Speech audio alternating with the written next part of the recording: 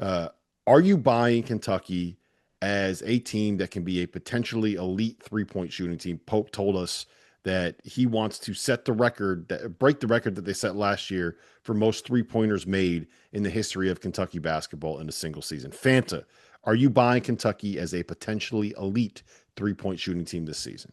100%. And that's because their backcourt is about as deep as any in the country. You know, the experience factor here is real between Jalen Lowe and Denzel Aberdeen and Otego Way. And Lowe, this is a guy who's going to facilitate. He's going to set these guys up to make shots. I mean, but you look at some of the historical numbers of some of these guys. You know, Cam Williams comes in, like that's a guy that shot over 41% from three last year, you know, just as a freshman. But it goes beyond him. I mean, Jasper Johnson he's a shot making guy who will benefit from the people around him.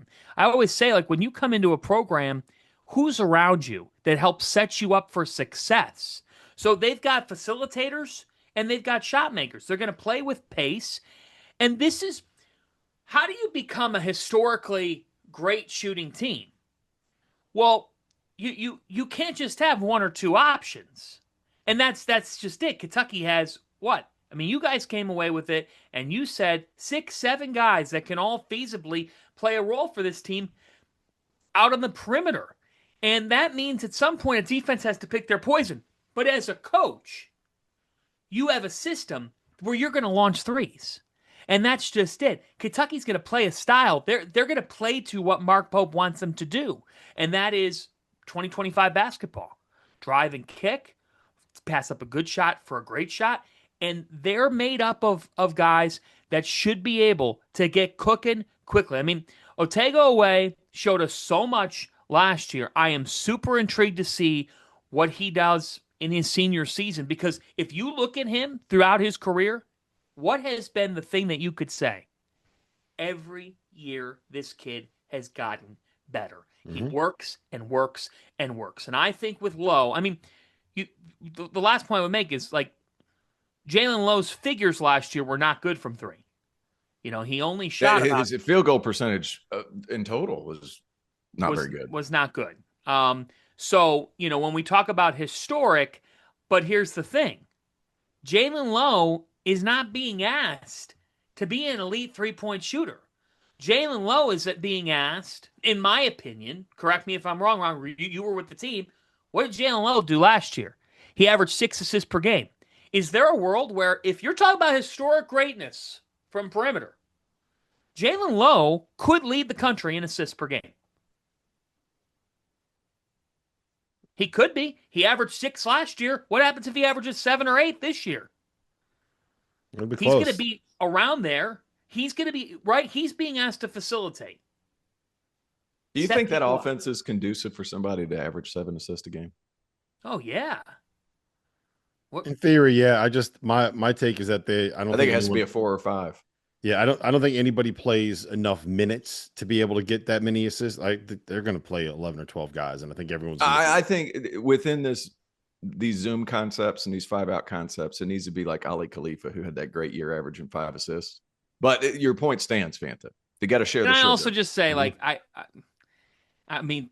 I took the wrong information from what you were saying. No, can we debate this as well? Wait a minute. My mind started spinning. No. It's the ADHD totally kicked in, and you saw a score. Yeah, but my assists. my ADHD kicked in too here. T.O. Yeah. I'm open for the debate here. Yeah, but we've been doing this show long enough where. And Rob, you're going to fight back on this with us. I'm setting T.O. up to them. Maybe you two will go to town and debate. T.O., have we ever seen a team like actually implement playing 11 or 12 people? No. At the beginning for the non-conference, sure.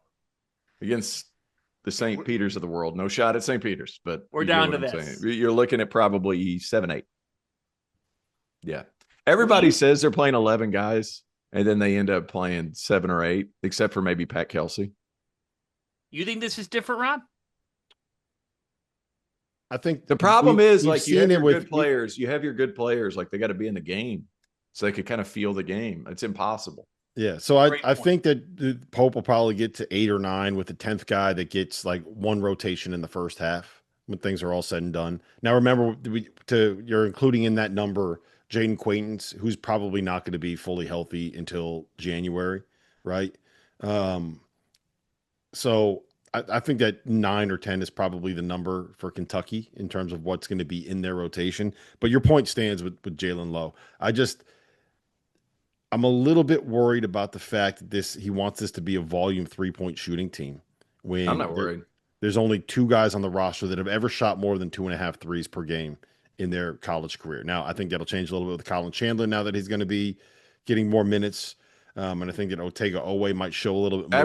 Aberdeen, Cam, and Lowe. Lowe took a lot of bad shots. That's what shot quality is a huge portion of this. Okay, that's what I wanted to ask you. You watched a lot of ACC basketball last year. You caught a lot of ACC games. I think Lowe is a better shooter than that number because he is. His offense was like give the ball to him and go make something happen.